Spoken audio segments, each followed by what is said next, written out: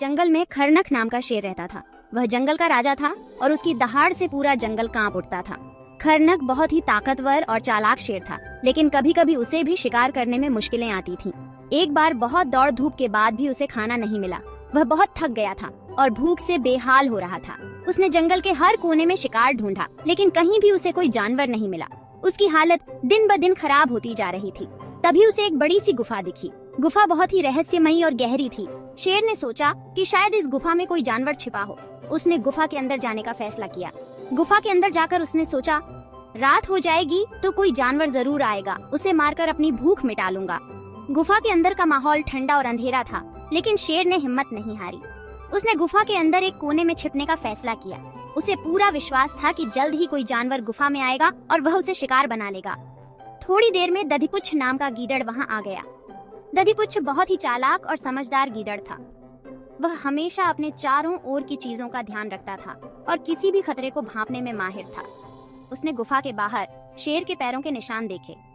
निशान बहुत ही ताजे थे और गीदड़ को शक हुआ कि शायद कोई बड़ा जानवर गुफा के अंदर हो सकता है। उसने ध्यान से निशानों का निरीक्षण किया। निशान अंदर गए थे, लेकिन बाहर नहीं आए थे। यह देखकर गीदड़ को और भी शक हुआ। उसने सोचा कि अगर शेर अंदर है तो उसे बाहर निकलने का कोई रास्ता नहीं मिलेगा। उसने अपने शक को दूर करने के लिए एक चाल चली।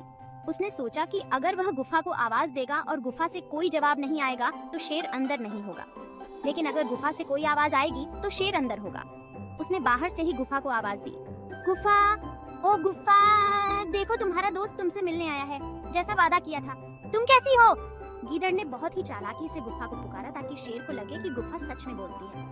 गुफा से कोई जवाब नहीं आया तो गीदड़ ने फिर से आवाज दी। उसने सोचा कि शायद पहली बार गुफा ने उसकी आवाज नहीं सुनी हो। उसने और भी जोर से गुफा को पुकारा, गुफा, ओ गुफा, क्या तुम सुन रही हो? शेर ने सोचा, लगता है ये गुफा आज मेरे डर से नहीं बोल रही। उसने सोचा कि अगर वह चुप रहा तो गीदड़ को शक हो जाएगा और वह भाग जाएगा। शेर ने फैसला किया कि उसे गुफा की तरह बोलना होगा ताकि गीदड़ को लगे कि गुफा सच में बोल रही है। उसने अपनी पूरी ताकत से दहाड़ने का फैसला किया और शेर जोर से दहाड़ने लगा। उसकी दहाड़ से पूरी गुफा गूंज उठी। शेर को लगा कि उसकी चाल काम कर रही है। गीदड़ समझ गया कि शेर अंदर है। गीदड़ ने अपनी जान बचाने के लिए तुरंत गुफा से दूर भागने का फैसला किया।